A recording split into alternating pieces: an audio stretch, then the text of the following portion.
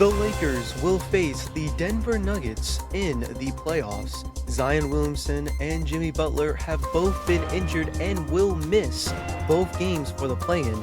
And Kobe White was able to help the Chicago Bulls move on to the next round of the play-in.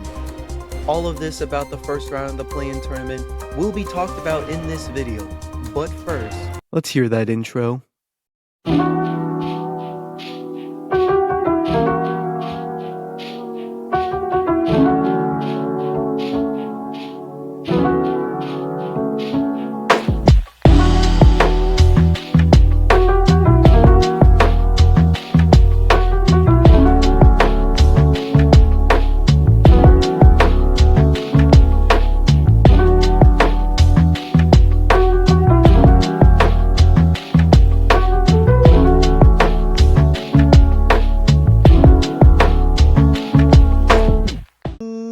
Ladies and gentlemen, boys and girls, welcome back to another What's Next on Basketball YouTube video. I am your host, as always, Jeremy, and in today's video, as I said already in the intro, I will be talking about the first round of the play-in tournament. I was going to make a video before the play-in tournament where I was going to do my predictions, but that ended up not happening. I just, didn't have enough time for it, but instead, I will just review, all the first and second round of the play-in. So, this video, I'm going to try to go pretty quick with it because, again, I'm a busy man and I have busy stuff to do. So we're just going to get right into it. There might not be that much editing in this video, so I apologize. But yeah, let's just go on first to this first matchup that we see here. Let me make sure I pull it up. It is the Los Angeles Lakers versus the New Orleans Pelicans. This was the first game that we saw for the play-in tournament. And overall, I would say this was It seemed like it was going to be the Pelicans that were going to be able to take this one. They had Zion Williamson that was basically leading this team all game. He was the only one that had 40 points. I think he was the only one that had 20 points let me pull it up here.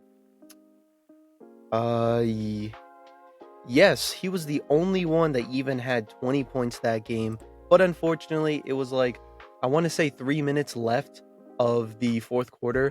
Zion Williamson ended up going to the locker room and we ended up finding out that he did get injured. And honestly, I think that's the only reason why the Lakers were able to move on to the 7th seed.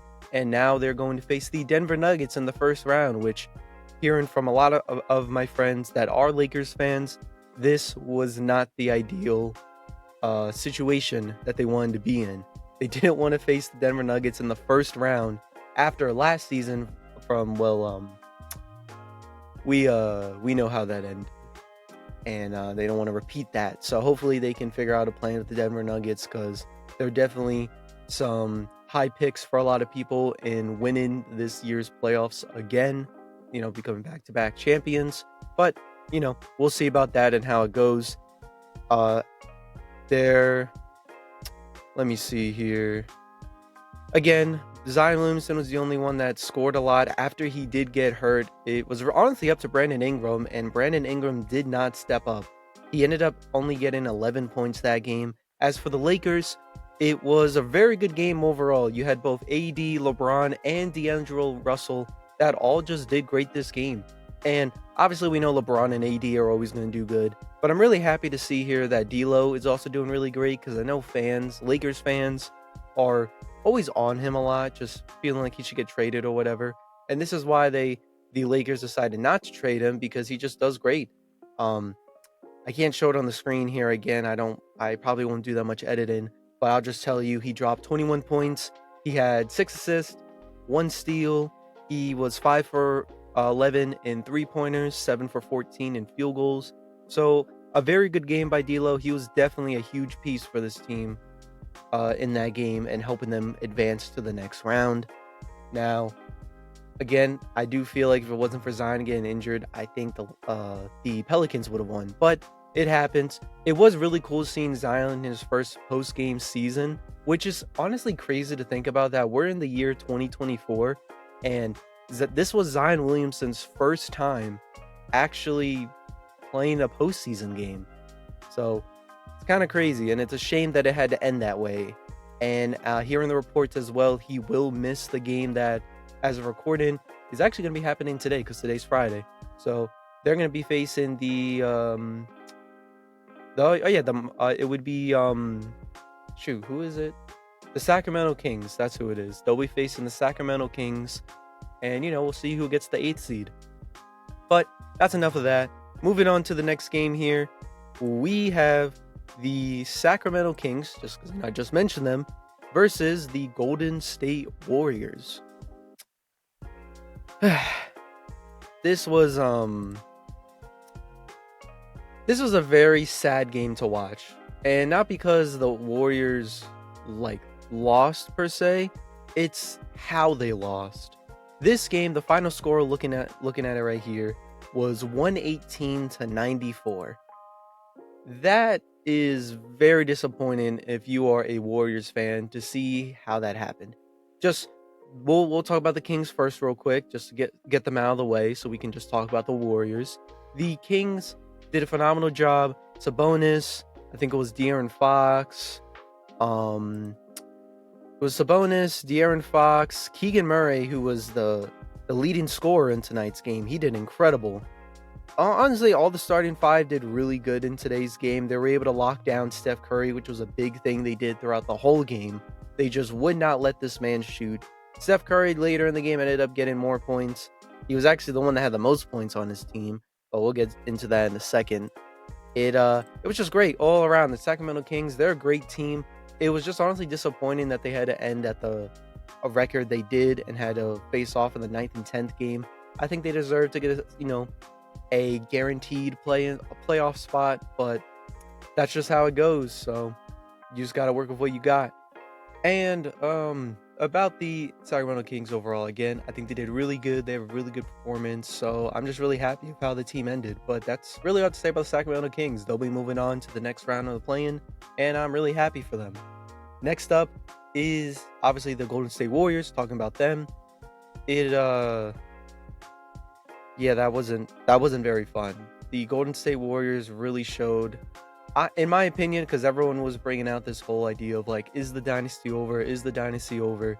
Yes, the dynasty is definitely over.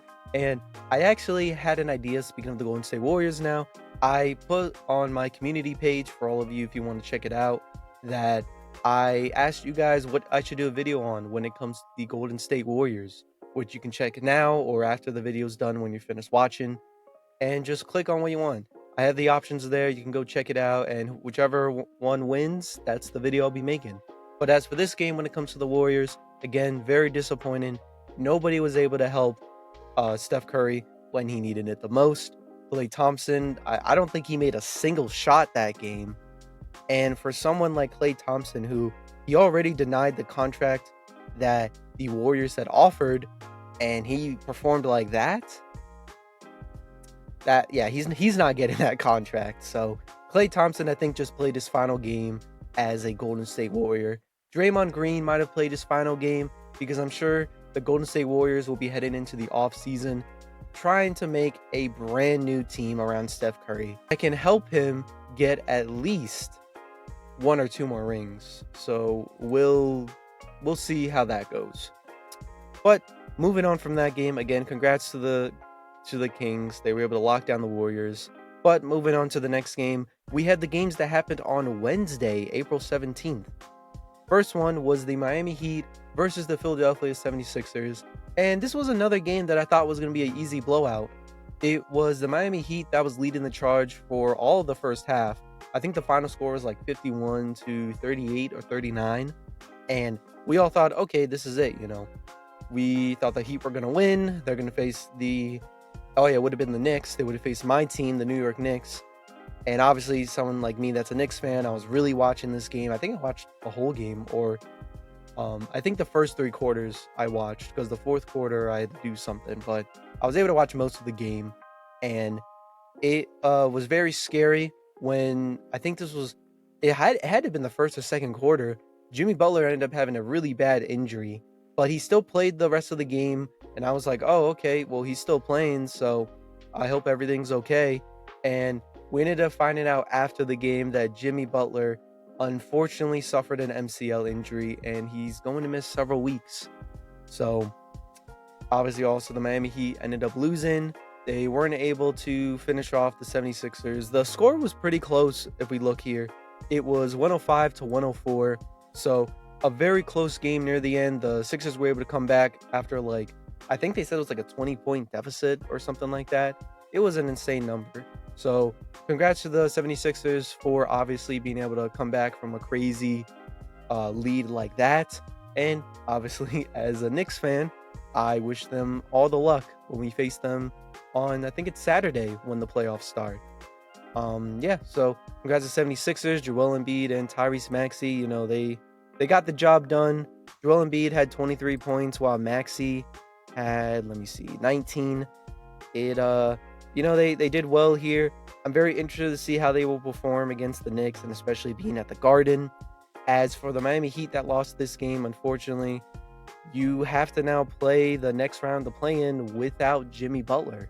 And in my opinion, I don't know how far they can get without him. Now, you do have Bam Adebayo, who is a great player in his own, so I'm sure he can have at least one good game where, you know, he can help you guys win. I'm more worried about the playoffs and how you guys can perform without him. Jimmy Butler is obviously a huge piece for the Miami Heat, and without him, it's going to be a struggle because I don't know if you can really rely on someone like Tyler Hero every night. Bam Adebayo, you probably could rely on like 2 games throughout the series, but that's really it. Maybe how do you say his name? Jaime Jaquez, I think is how you pronounce it. Maybe he can help this team, but it's going to be a struggle for them. But of course, they're not playoff guaranteed yet. They have to face off against this next team that we're going to talk about for their game, and that's the last game of the first round when it comes to the play-in, and that is the Atlanta Hawks versus the Chicago Bulls. I'm gonna be honest, I didn't watch this game. I didn't watch a single minute, but I did see that Kobe White ended up dropping 42 points, which was the highest game, you know, he ever dropped, highest points he ever dropped in a game. And um yeah, it just sucks that it won't count. The NBA said it won't count. It's not going to be something, I guess, in the records, which doesn't really make much sense to me. Why can't they just have one for like the playing record? I don't know if that's a thing because people are upset as to why it wouldn't count as a regular season game, which I feel like that's pretty obvious why it's not a regular season game because it's not the regular season, it's the playing. So if they do have a record book, I'm assuming this will go down as like the highest scored game maybe in the play-in. I think we had someone score higher than that. But yeah, you know, he dropped 42 points. Congrats on him. He was the big reason as to why the Bulls won this game. It was an easy game for the Chicago Bulls. It was 131 to 116. So as for the Chicago Bulls, honestly, I didn't want to see them win just because I don't want them having this idea, the front office for the Chicago Bulls, that this team can work. I think Chicago Bulls need a hard reset and just need to start from scratch. I'm sorry, Chicago Bulls fans, but I don't want them to win. I just want to see them rebuild this team. This team is not great. It's not a contending team, so yeah. But as for the Atlanta Hawks, they are a team I'm 100% sure will be doing a rebuild. I think Trae Young's getting traded. DeJounte Murray's getting traded. I think it's time that we see the Atlanta Hawks do a reset because this team is not working. It's not working with Trae Young as the leader. It's not working of only relying on the offense. They're not a very good defensive team, and they showed this during this game. So yeah, it's disappointing there. So of course the Atlanta Hawks, their season is over. The Bulls will go on to the next round of the play-in where they will face the Miami Heat for the 8th seed, and obviously the 8th seed will go on to face the Boston Celtics. So yeah, that's really it for this video. I guess any final thoughts I'll say before ending it is I'm very interested to see what the Warriors do in this offseason. Same for the Atlanta Hawks. Hopefully the Pelicans and the Heat can somehow win without their both of them not having big pieces, big key players on their team. I can't wait to see the Knicks and 76ers series. That's going to be a lot of fun. And yeah, that's, like I said, that's my final thoughts. I appreciate you all for watching this video. If you made it this far, please make sure to share this video with others. Give it a like. The like goes a very long way for all of my videos. Make sure to subscribe if you haven't. I always post some really cool videos, just any videos that are on my mind. Make sure to check out on my community page about the Warriors video and just pick which one you want to see me make. As always, this is the What's Next on Basketball YouTube channel. I am your host, as always, Jeremy, and I am signing off for the day. Have a great day, everybody.